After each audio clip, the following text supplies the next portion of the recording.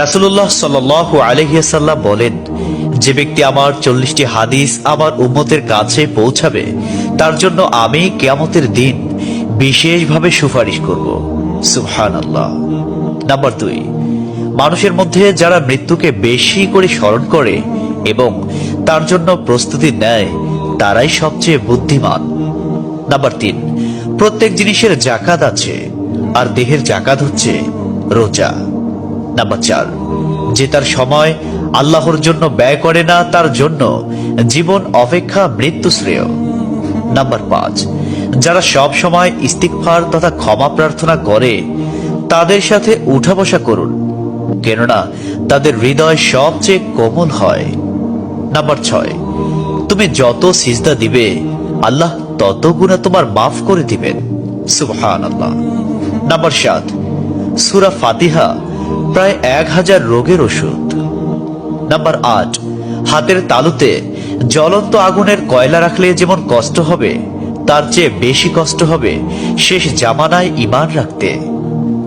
Number 9, রোজাদারদের জন্য প্রতিদিন জান্নাতকে সুসজ্জিত করা হয়। সুবহানাল্লাহ। নাম্বার 10, রাসূল সাল্লাল্লাহু আলাইহি ওয়াসাল্লাম বলেছেন, কিয়ামতের দিন সব নবীর চেয়ে আমার উম্মতের সংখ্যা বেশি হবে এবং আমি সর্বপ্রথম জান্নাতের দরজা খুলব। সহিহ মুসলিম, হাদিস নম্বর 196। 11, যে ব্যক্তি রোজা রাখা অবস্থায় মারা যাবে আল্লাহ তাকে কিয়ামত পর্যন্ত সকল রোজার সওয়াব দান করবেন। সুবহানাল্লাহ। নাম্বার 12, যে ব্যক্তি ফজরের নামাজ আদায় করল সে আল্লাহর হিফাজতে চলে গেল। নাম্বার 13, রাসূলুল্লাহ সাল্লাল্লাহু আলাইহি ওয়াসাল্লাম বলেছেন, রোজা ও কোরআন কিয়ামতের দিন মানুষের জন্য সুপারিশ করবে। মুসনাদে আহমদ, হাদিস নম্বর 6626। 14, নবীজি বলেছেন, রোজাদারদের জন্য সবচেয়ে বড় খুশির সংবাদ হলো হাসরের মাঠে আল্লাহ সবার আগে রোজাদারদের সাথে সাক্ষাৎ করবেন। সুবহানাল্লাহি ওয়া বিহামদিহি। 15, যখন রমজান আসে তখন জান্নাতের দরজাসমূহ খুলে দেওয়া হয়।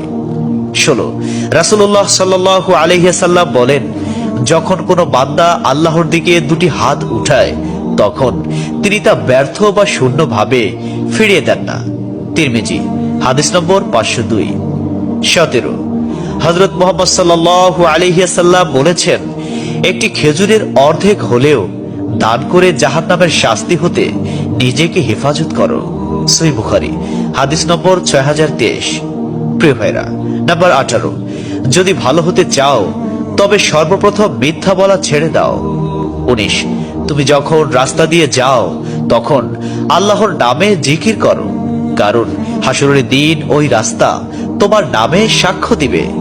20, তোমরা সব সময় উযু করো, কারণ কিয়ামতের দিন যারা উযুকারী তাদের হাত পা উজ্জ্বল থাকবে।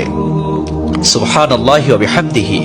21, যার দুঃখ বেশি তার প্রতি আল্লাহর রহমতও বেশি।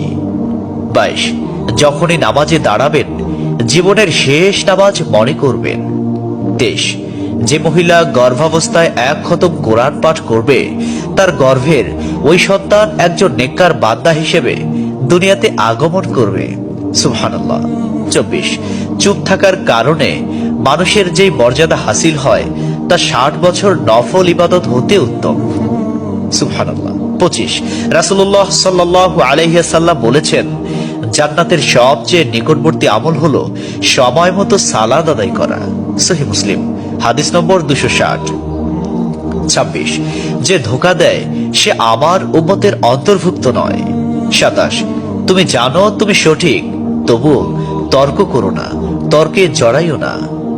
28, হযরত মুহাম্মদ সাল্লাল্লাহু আলাইহি ওয়াসাল্লাম বলেছেন, তোমরা বিপদে পড়ে মৃত্যু কামনা করবে না, বরং বলবে, হে আল্লাহ, যে পর্যন্ত জীবিত থাকা আমার জন্য কল্যাণকর আমাকে ততক্ষণ জীবিত রাখুন, এবং যখন মৃত্যু আমার জন্য কল্যাণকর তখন তুমি আমাকে মৃত্যু দাও। 29, সূরা ইয়াসিনকে কুরআনের হৃদয় বলা হয়। 30, হযরত মুহাম্মদ সাল্লাল্লাহু আলাইহি ওয়াসাল্লাম বলেন, মায়ের একটি কষ্টের নিঃশ্বাস 7টি দোজখের চেয়েও ভয়ঙ্কর, আর একটি সুখের হাসি 8টি বেহেশতের সমান। সুবহানাল্লাহ। 31, যে অন্যের বাবা মাকে গালি দিল সে যেন নিজের বাবা মাকেই গালি দিল।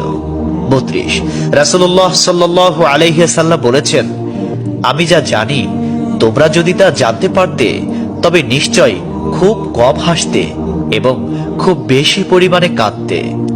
30, মানুষ যদি মৃত ব্যক্তির আর্তনাদ দেখত এবং শুনতে পেত তাহলে মানুষ মৃত ব্যক্তির জন্য কান্না না করে নিজের জন্য কাঁদত।